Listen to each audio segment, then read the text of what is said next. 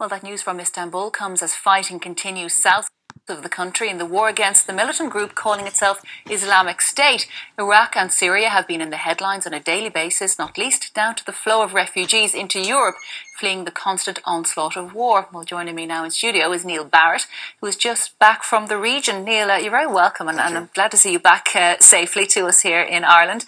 We know so many refugees are fleeing this part of the country. Why would you willingly visit Kurdistan? Well, I suppose ever since I was a teenager, I've kind of been transfixed by the Kurdish question. They're the largest stateless people in the world. So there are 30 million Kurds spread across Iran, Iraq, Syria and Turkey.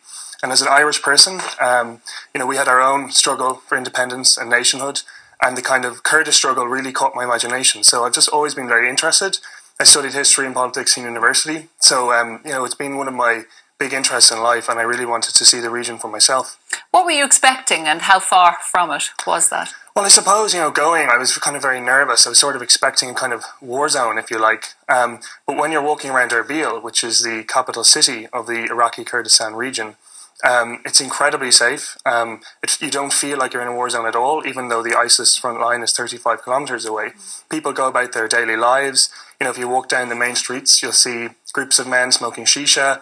If you go to the city centre parks, there's little kids running around in playgrounds. And there's no sense of fear. There's no atmosphere of fear. They're just getting on with their everyday lives. But surely there must be something. I mean, has it been a case that people have fled that particular region? Anybody who is left there is possibly a supporter. Therefore, that's where you're getting the feeling that you're not under threat. Yeah, well, I suppose in terms of people fleeing, it's actually the opposite, really. A lot of people from other parts of Iraq, internally displaced people, have actually fled into Kurdistan from ISIS-held parts like Mosul. And equally, there's a lot of Syrian refugees who fled in. So they have about 2 million, in the Iraqi Kurdistan region, they have about 2 million internally displaced people from other parts of Iraq and refugees from Syria, in a population of 5.5 million. And there's no grumbling about it, there's no complaints, they just take them and support them.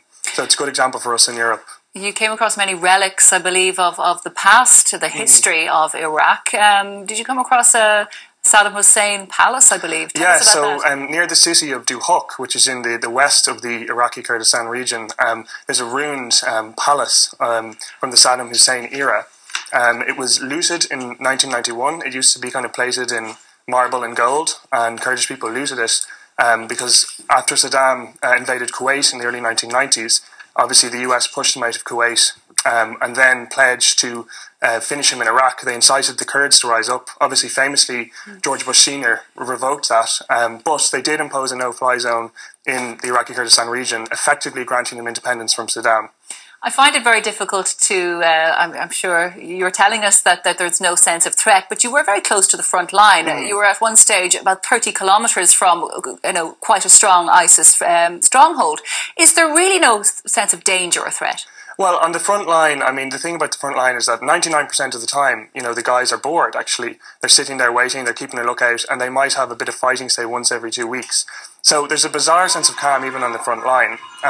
The typical Peshmerga soldier, the Peshmerga is the name for the Kurdish army, their demeanour was extremely calm. I was expecting them to kind of maybe be slightly hostile to me, but they're actually extraordinarily welcoming. That was my next question. What do they make of this Irishman wandering around northern Iraq? Well, this is what I thought. I thought they might kind of think, what are you doing here? But actually they were, as all Kurdish people are, extremely hospitable, extremely welcoming. They don't have very good food there, particularly on the front line, but they use their meat to put a barbecue on, especially for me. I thought they might be kind of against photos because I was warned before I went not to take photos of the military, but in fact they're actively posing for photos. They wanted to be photographed. They like feeling appreciated by foreigners. They like any sense of propaganda, though, that they're looking for positive propaganda? Of course. Well, I think part of it, I'm sure, was that they wanted me to go home and say how great they were. Yeah. Well, possibly. That's what you're telling us. Yeah, will you be putting this up on a blog or anything like that? Of course, I'm getting a blog up and running in the coming days, so it'll all be going up and writing. Very good. Well, best of luck with that. Neil Thank Barrett, you very much. You. Okay. Stop this screen.